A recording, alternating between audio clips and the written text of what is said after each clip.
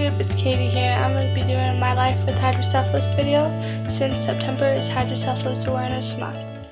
So I'm going to be stating some facts about hydrocephalus, some of my opinions, and how I've coped with life with hydrocephalus. I was diagnosed at about age 4 and shunted at age 4 too. After a foramen magnum decompression, it had a meningocele that absorbed spinal fluid, and so it was like a cyst back in the brain from the decompression going wrong. So they shunted me, and I started doing so much better as a 4-year-old. But we really think now that I really should have had a shunt back when I was an infant. So I should have had that instead of at 4. Diagnosed. I've had, since being diagnosed with hydrocephalus, I've had about 15 shunt surgeries in my life, which isn't bad. I've had 24 surgeries and like 3 ICP monitorings, which is intracranial pressure monitoring. It's where they put a catheter inside your brain through the head, the skull, and test your ICP and see if it's high. If it's high, that means you need either shunt fixed or shunt placement. In my case, it was shunt fixed. So that's how one way to tell if a shunt is in failure.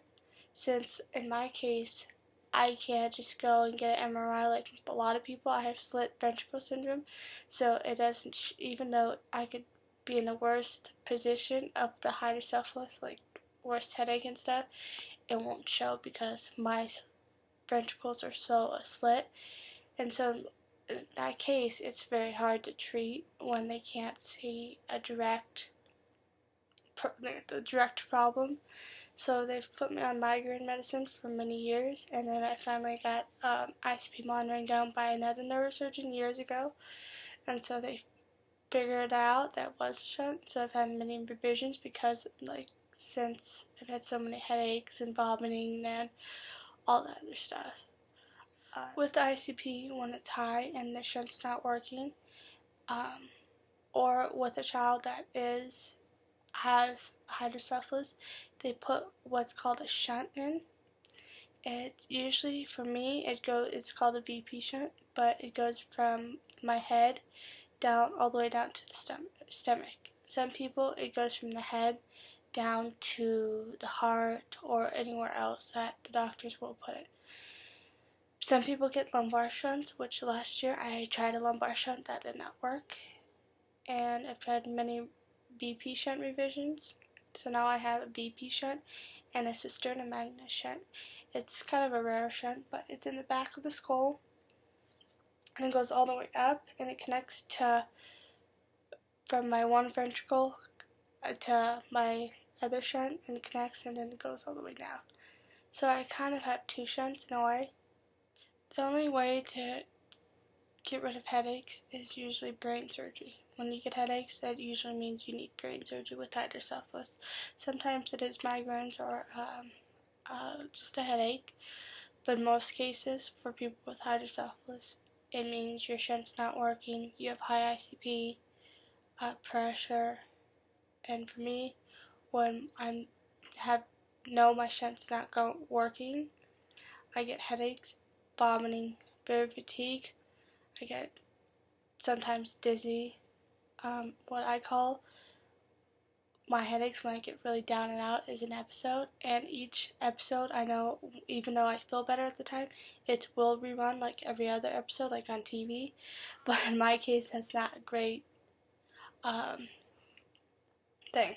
So usually I go in for surgery, have to, and it's not great, but it helps relieve the pressure from your head, and it's hard, but push through it. Why Hydrocephalus Awareness Month is important, just like Childhood Cancer Awareness Month, which is, I know it's also in September. Though hydrocephalus does not get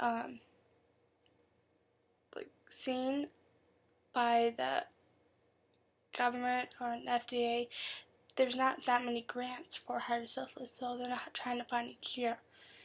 I mean, with people with cancer, they have like chemo and stuff, but with people with hydrocephalus, they also had like surgeries, and it's the same thing. Yes, I know you can die from cancer, and I understand that you can die from hydrocephalus too, if left untreated, which is hard, or not shunted, or young kids that just can't express how they hurt, like babies and infants.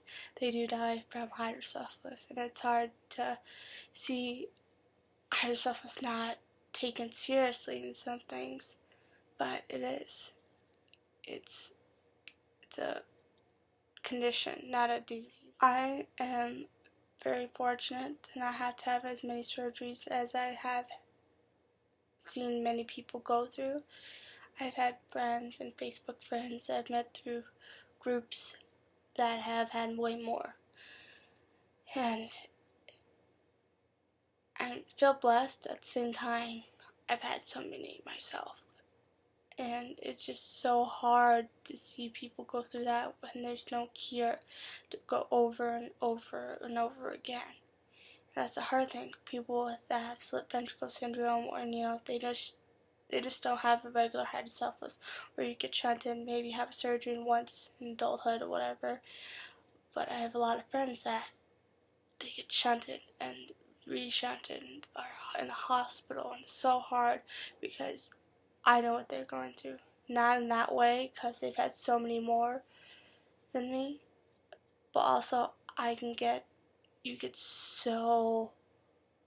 get your hopes up every time you go into surgery that maybe that will be it. That last surgery will be it, and you'll go on with life pain-free. Last year I went June 17th. It was an emergency surgery. My neurosurgeon was out of country at that time, and I had to go to another hospital with different doctors, and I was very scared. I felt like life at that moment, I just wasn't going to see the next day, because my body was failing and stuff. It was just all awful. At the same time, it was such a blessing, because but I took life for granted, I felt like, and I appreciated life more after. So from June to about October, I was doing great. No headaches, the best I've ever done in my whole life. From October to December, they were trying to figure out why I started getting headaches in November. And so December I went in for a shunt surgery and came out. It was great. Left that day. I went home that day after surgery. Had a lumbar shunt the end of December, and it failed. And so my 18th birthday, March 4th, I had another surgery. That just was hard, because every time I got my hopes up. Is this going to be it? Is this going to be it? Is this going to be it? And I know for many people with hydrocephalus, it is. Yeah, so you keep hoping. You take those risks every time you go into a brain surgery. But those risks weigh that, you have those risks, the stroke, death, anything above, then you have, I go into the surgery and everything turns out fine, and I don't have a headache that is a level 10 pain probably, but you say 5 because you're so used to pain. You take those chances, and that weighs over this. Yes, all these things over here weighs over this little headache, but you take those chances with hydrocephalus, and I did that. March 31st of this year, I took that chance, and I was so excited to go into that surgery. I wasn't excited, but I had the hope of. So I'll telling you my story more about March 31st, what changed my life forever. I'll tell you in a different video soon to come, since it's almost 6 months since March 31st. So if you're watching right now, my life with hydrocephalus video, please, you don't have hydrocephalus, please click share.